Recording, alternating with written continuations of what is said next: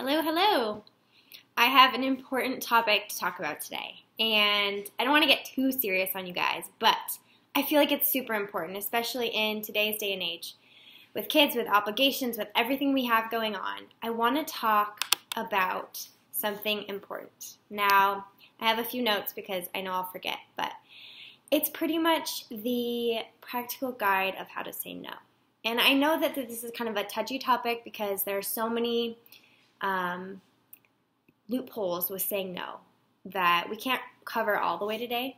But saying no is actually preparing you to say a bigger yes. So what I mean by that is if you do say no to somebody, like, oh no, I'm sorry, I can't make it to that event because XYZ.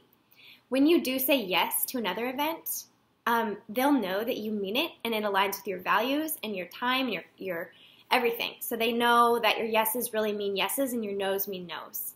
And they don't feel like you're just saying yes out of guilt or obligation. They know, okay, she's saying yes, she's coming. That means she really is excited to come and she can come. So that's the first thing I just wanted to say is when you're saying no, it doesn't necessarily mean it has to be a negative thing. It just can prepare you for a bigger yes down the road because you're not going to decline everything.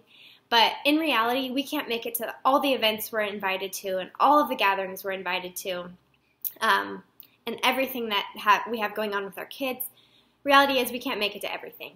But if you stretch yourself too thin and you're trying to make it to everything, it just makes it hard to enjoy the little things and enjoy the time that you are spending with people because you're stretched so thin. So I know in our household especially, we've been trying to be comfortable with living at a slower pace and just saying no to the things we know we really don't have time for and saying yes to the things that we want to make time for and that align with our day and our calendar and our priorities. And so I just want to start by saying that. And there are benefits to saying no, which is crazy because you think, oh, you say no, it's like a negative thing. People won't like me. People will think I'm not a part of things. I'll be excluding myself. There's so many negative connotations surrounded by the word no. But in all reality, it's actually something that is, it can make your yeses feel so much better. So I think I've nailed that into the ground quite a bit. But so yeah, a bigger yes, and then it will improve how your no's are received. So if you're saying, no, I can't, the person that you are saying no to will truly understand, like, okay, I know she has things going on and this just isn't aligning for her. And I'm thankful she can have the guts to say no to me and that she feels like she can be honest with me. There's nothing worse than someone saying, oh, well, maybe I'll be there. I'm not sure. And you know deep down, like, they do not want to be there. They can't be there, but they're just trying to be nice. It makes you feel a little awkward. So those people that can be like, no, sorry, I have something going on, but I definitely will make it next time. You feel more confident in that person, in that relationship. So just saying that. And I do have a few say no lines you can experiment with if you're truly trying to, guard your calendar and protect your priorities, but you don't know how to. Try playing around with some of these. And this is from the blog Becoming Unbusy. It's a really awesome blog. So check it out if you have time. So the number one thing, the first thing she says is, I do life at a slower pace than a lot of people, but I'm okay with that. So that's a line you can say.